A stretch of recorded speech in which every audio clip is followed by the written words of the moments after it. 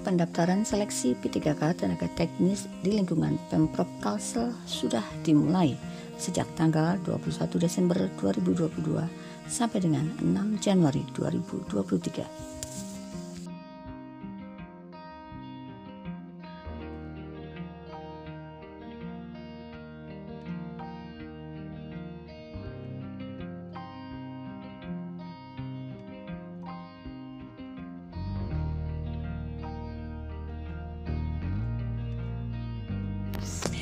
Dan ini dia syarat P3K tenaga teknis di lingkungan Pemprov Kalsel.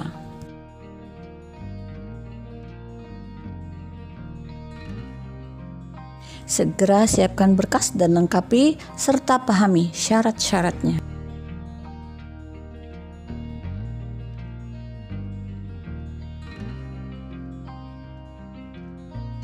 Aku dan guru akan membantu berikan informasi yang sangat penting ini.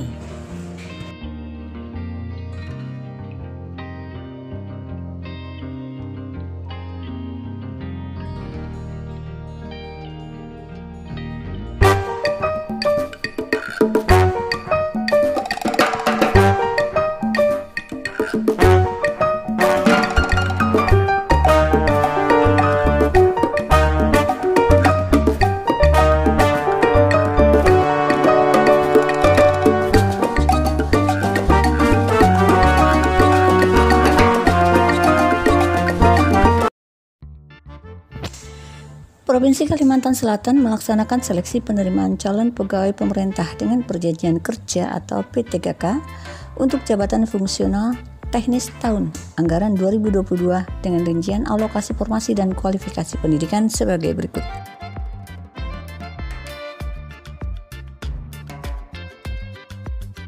Yang pertama yaitu jumlah formasi. Jumlah formasi yang tersedia adalah 194 orang dengan rincian formasi sudah disampaikan pada video sebelumnya. Nanti linknya akan saya tampilkan pada deskripsi.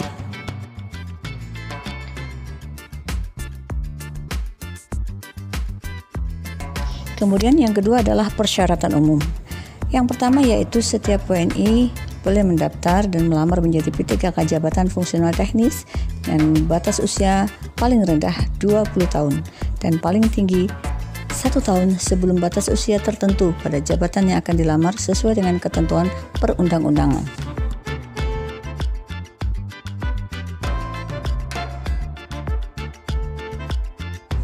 Yang kedua yaitu pelamar tidak pernah dipidana dengan pidana penjara 2 tahun atau lebih. Kemudian syarat yang ketiga adalah pelamar tidak pernah diberhentikan. A. Diberhentikan dengan hormat, tidak atas permintaan sendiri atau tidak dengan hormat sebagai PNS atau P3K.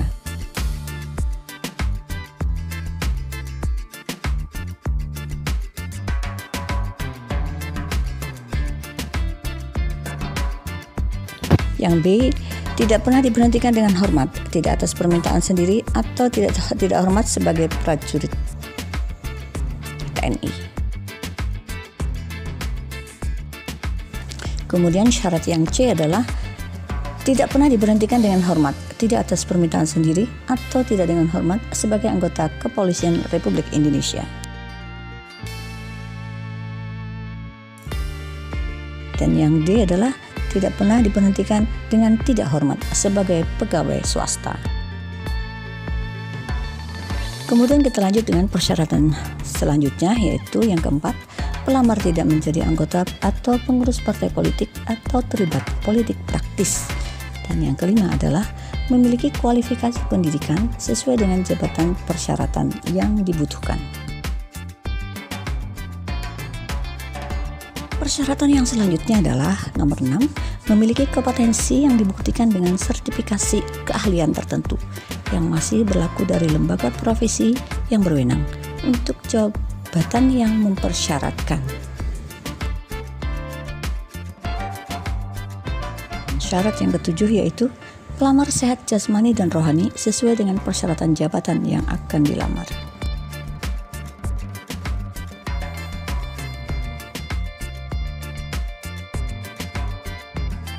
Syarat yang ke-8 yaitu pelamar hanya dapat mendaftar satu instansi atau satu formasi jabatan.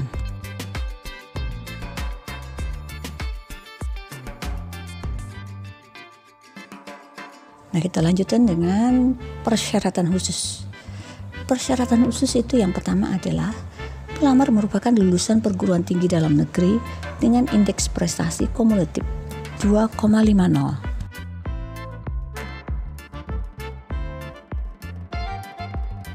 Kemudian yang kedua, pelamar merupakan lulusan perguruan tinggi luar negeri yang telah memperoleh surat keputusan penyetaraan ijazah asli dari Direktorat Jenderal Pembelajaran dan Kemahasiswaan Kemdikbudristek dan Kemahasiswaan dan transkrip nilai asli serta surat keputusan hasil konversi nilai indeks prestasi kumulatif dari Kemendikbud dengan indeks prestasi kumulatif minimal 2,5.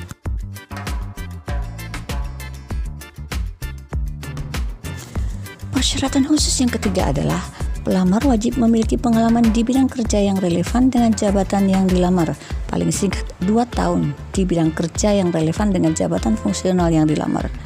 Untuk jenjang pemula, terampil dan ahli pertama. Dan ini dibuktikan dengan surat keterangan yang telah dibubuhi materai Rp10.000 atau e-materai Rp10.000 dan ditandatangani oleh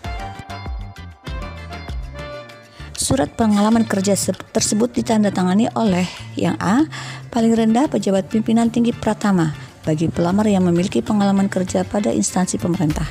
Kemudian yang kedua, paling rendah direktur atau kepala divisi yang membidangi sumber daya manusia bagi pelamar yang memiliki pengalaman kerja pada perusahaan atau swasta serta lembaga swadaya non pemerintah serta yayasan.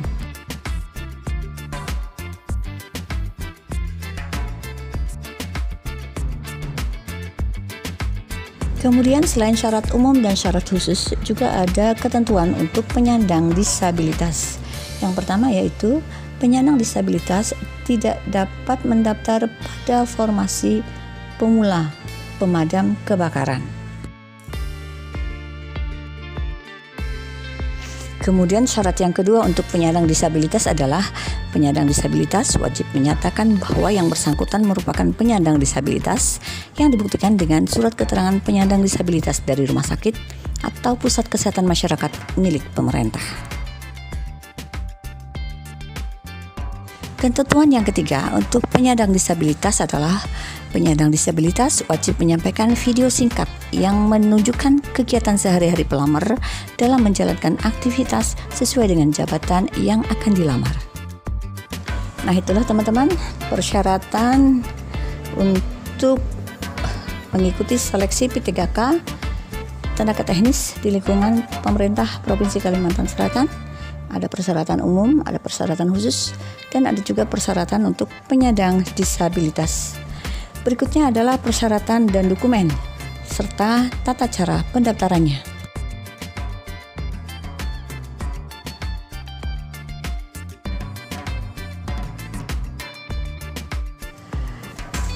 Yang pertama adalah untuk persyaratan dokumen.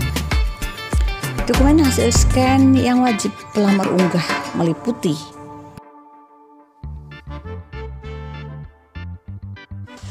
A. Pas foto terbaru berlatar belakang merah, file berformat JPEG atau JPG dengan ukuran maksimal 200 KB. Yang B. Surat pernyataan 5 poin yang sudah ditandatangani dan dibubuhi materai Rp10.000 atau e-materai. Nah, surat pernyataan ini sudah saya sampaikan pada video sebelumnya dan nanti akan saya linkkan atau saya deskripsikan linknya di deskripsi ya.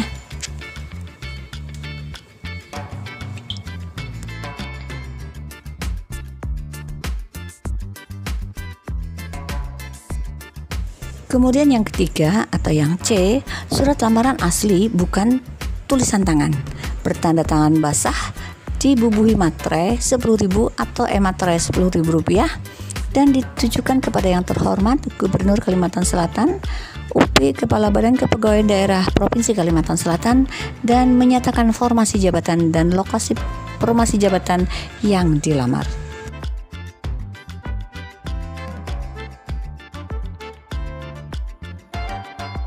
Yang D adalah kartu tanda penduduk elektronik atau EKTP asli atau surat keterangan asli telah melakukan perekaman kependudukan yang dikeluarkan oleh Dinas Kependudukan dan Catatan Sipil atau Disdukcapil, yang masih berlaku file berformat JPG atau JPEG untuk EKTP dan file PDF untuk surat keterangan.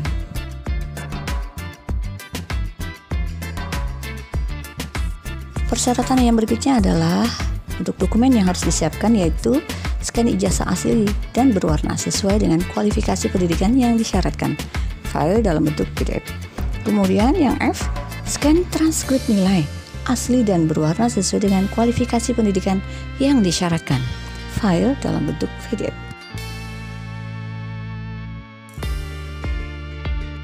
Yang G adalah bagi lulusan perguruan tinggi luar negeri telah memperoleh surat keputusan penyetaraan ijazah asli dari Direktorat Jenderal Pembelajaran dan Kemahasiswaan Kemendikbudristek. Kemudian dan transkrip nilai asli dan surat keputusan hasil konversi nilai indeks prestasi kumulatif dari Kemendikbud, file PDF.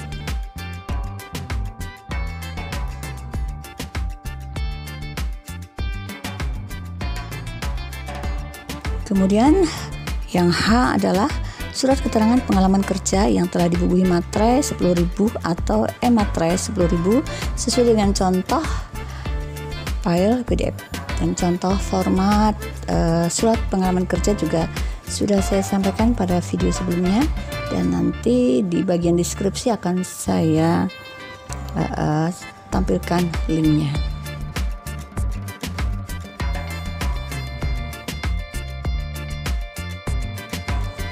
Dokumen persyaratan yang perlu dilengkapi lagi adalah asli surat keterangan penyandang disabilitas dari rumah sakit atau pusat kesehatan masyarakat milik pemerintah sesuai dengan format pada lampiran, dan ini merupakan file PDF bagi penyandang disabilitas.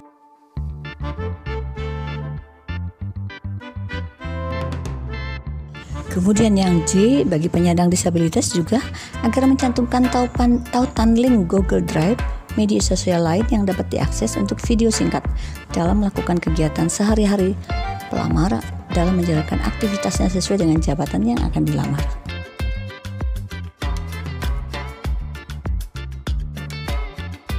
Yang K, syarat yang harus dilengkapi lagi adalah asli surat keterangan atau sertifikat kompetensi keahlian tertentu yang masih berlaku dari lembaga profesi yang berwenang untuk jabatan yang mempersyaratkan. Harus diingat teman-teman bahwa keseluruhan dokumen yang diunggah wajib terlihat jelas, lengkap, berwarna, dan dapat dibaca.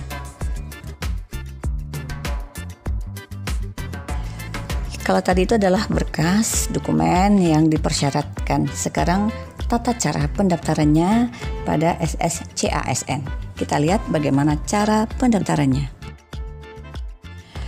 Pendaftaran dilakukan secara online mulai pada tanggal 21 Desember 2022 sampai dengan 6 Januari 2023 dengan alur pendaftaran sebagai berikut.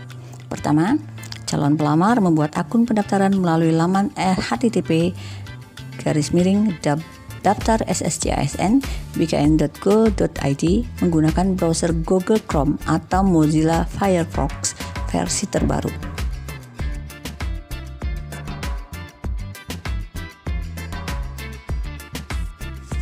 Kemudian yang kedua, klik buat akun untuk memulai proses pendaftaran. Dan yang ketiga, pengecekan identitas dengan memasukkan NIK, nomor KK, nama lengkap, tempat lahir, tanggal lahir, nomor handphone yang aktif, email yang aktif, dan menentukan instansi mana yang akan dilamar.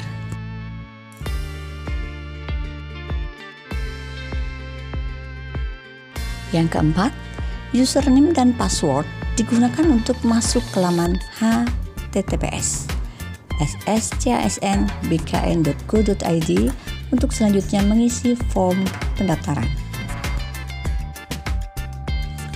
Selanjutnya yang kelima, pelamar menggunakan swafoto yang tampak muka dengan jelas untuk dapat melanjutkan ke tahap selanjutnya.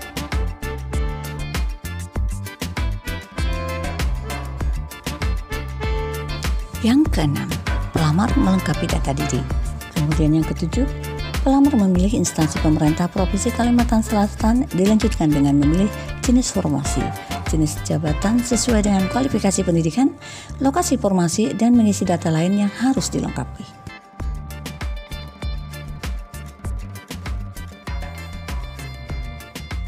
Cara yang ke-8 yaitu pelamar mengunggah dokumen dalam bentuk scan sesuai dengan persyaratan yang telah ditentukan.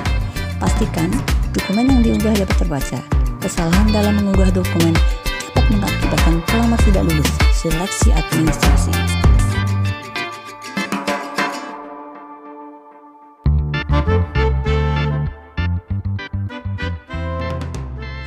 Perlu diketahui teman-teman, masa pendaftaran sewaktu-waktu dapat berubah. Maka diharapkan kepada semua pelamar untuk selalu memperhatikan jadwal pelaksanaan melalui akun SSCASN. Langkah berikutnya adalah dianjurkan untuk menggunakan materai elektronik. Jadi pada seleksi pengadaan CASN tahun 2023 ini diberlakukan penggunaan e-materai pada dokumen yang menggunakan materai seperti surat lamaran, surat pernyataan, atau dokumen lain yang memerlukan menggunakan materai. Penggunaan e-materai pada dokumen yang dipersyaratkan terlebih dahulu ditandatangani kemudian dibubuhi e-materai pada dokumen hasil scan-nya. Selanjutnya adalah pelamar dapat membuat akun e-materai melalui distributor resmi yang terafiliasi dengan perum-peru di antara lain PT Perwira Digital Security, PT Mitra Pajakku, kemudian PT Finet Indonesia, dan PT Metrocom.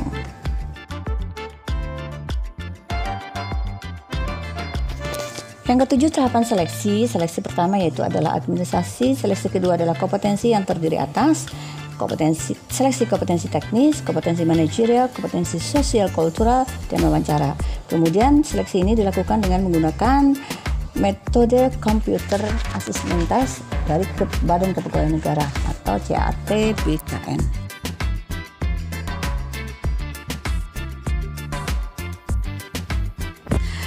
Materi ujian dan nilai ambang batas yaitu diantaranya materi kompetensi teknis bertujuan untuk menilai penguasaan pengetahuan, kemudian materi kompetensi manajerial bertujuan untuk menilai penguasaan pengetahuan, keterampilan, dan sikap atau perilaku dalam berorganisasi yang dapat diamati, diukur, dan dikembangkan terkait dengan integritas, kerjasama, komunikasi, orientasi pada hasil pelayanan publik, dan pengembangan diri dan orang lain mengelola perubahan dalam pengambilan keputusan.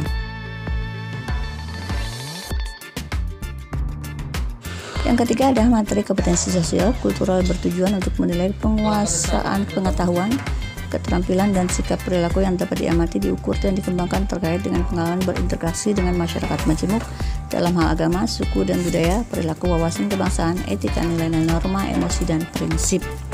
Kemudian wawancara bertujuan untuk menilai integritas dan moralitas.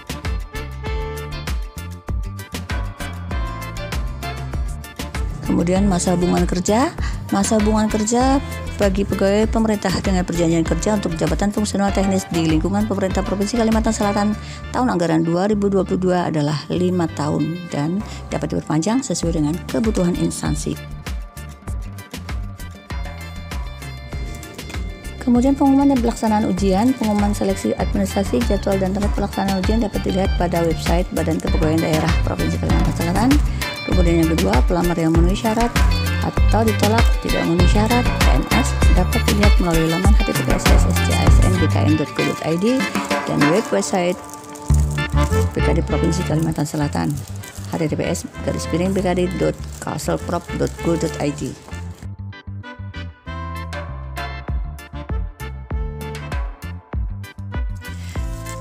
Pelamar yang dinyatakan tidak memenuhi syarat atau TMS pada seleksi administrasi diberikan waktu sanggah selama 3 hari.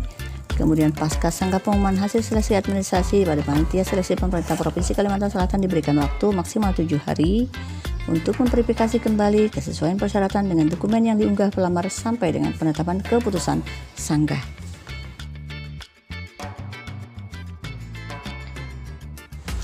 Kemudian yang keempat, pelamar yang memenuhi syarat dan dinyatakan lulus seleksi administrasi dapat mencetak kartu peserta ujian secara online. Dan yang kelima, pelaksanaan ujian dengan komputer asisten.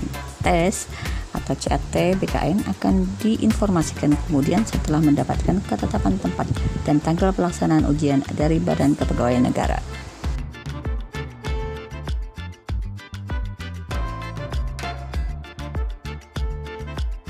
Teman-teman, kemudian ada pembatalan kelulusan dan pengunduran diri peserta.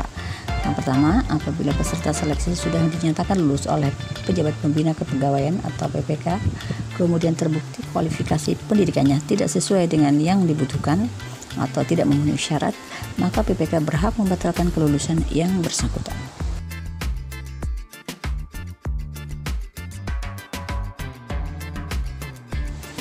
Kemudian yang kedua, terhadap peserta yang tidak hadir dan atau tidak mampu mengikuti tahapan seleksi dengan alasan apapun pada waktu dan tempat yang ditetapkan, maka yang bersangkutan dinyatakan gugur. Kemudian yang ketiga, apabila peserta yang sudah dinyatakan lulus tahap akhir seleksi dan sudah mendapat persetujuan nomor induk PPPK, kemudian mengundurkan diri, maka yang bersangkutan diberikan sanksi tidak boleh mendaftar pada penerimaan P3K berikutnya. Yang keempat, apabila diketahui di kemudian hari bahwa pelamar memberikan keterangan atau data yang tidak benar dan tidak sesuai ketentuan, baik pada tahapan-tahapan seleksi maupun setelah diangkat menjadi P3K, panitia seleksi berhak menggugurkan kelulusan tersebut dan atau memberhentikan sebagai P3K dan melaporkan hal tersebut sebagai tindak pidana ke pihak yang berwajib atas tindakan memberikan keterangan palsu. Kemudian ada ketentuan-ketentuan yang lain yang harus diketahui oleh calon pendaftar, yaitu yang pertama, pendaftaran dan seluruh tahapan seleksi tidak dipungut biaya apapun. Pelamar tidak dibenarkan mengintimidasi dan atau memberikan segala bentuk gratifikasi kepada panitia seleksi. Apabila ditemukan pelanggaran, pelamar dapat langsung didiskualifikasi oleh panitia seleksi.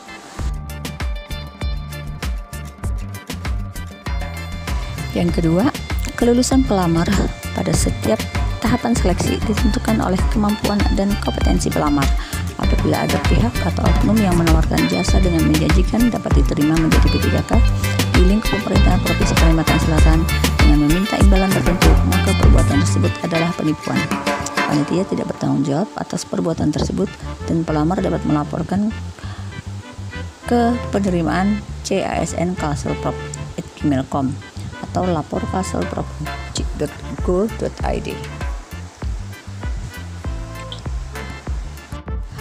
Yang ketiga, pengumuman setiap tahapan seleksi dipublikasikan secara resmi hanya pada website Badan Kepegawaian Daerah Provinsi Kalimantan Selatan https://bkd.kalselprov.go.id dan atau akun media sosial Instagram Badan Kepegawaian Daerah Provinsi Kalimantan Selatan @bkd kalsel dan atau laman https://csn.bkn.go.id. Keempat, kelalaian peserta dalam membaca dan memahami pengumuman ini menjadi tanggung jawab peserta. Kelima, dengan diselesaikannya proses pendaftaran oleh setiap pelamar, berarti pelamar telah menyetujui segala ketentuan yang ditetapkan oleh panitia seleksi dan bertanggung jawab terhadap dokumen yang diserahkan.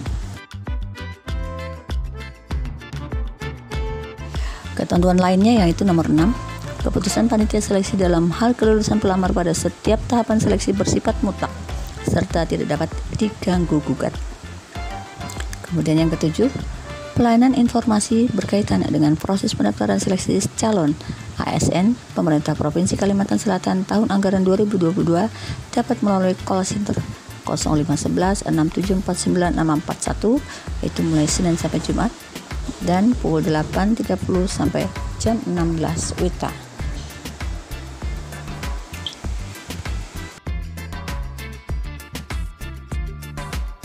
Nah teman-teman, itulah informasi tentang penerimaan seleksi P3K tenaga teknis di lingkungan pemerintah Provinsi Kalimantan Selatan dan yang saat ini sedang berlangsung pendaftaran mulai tanggal 21 sampai dengan tanggal 6 Januari. Terima kasih sudah nonton, semoga bermanfaat. Salam Guru Indonesia dan jangan lupa like, share, and subscribe.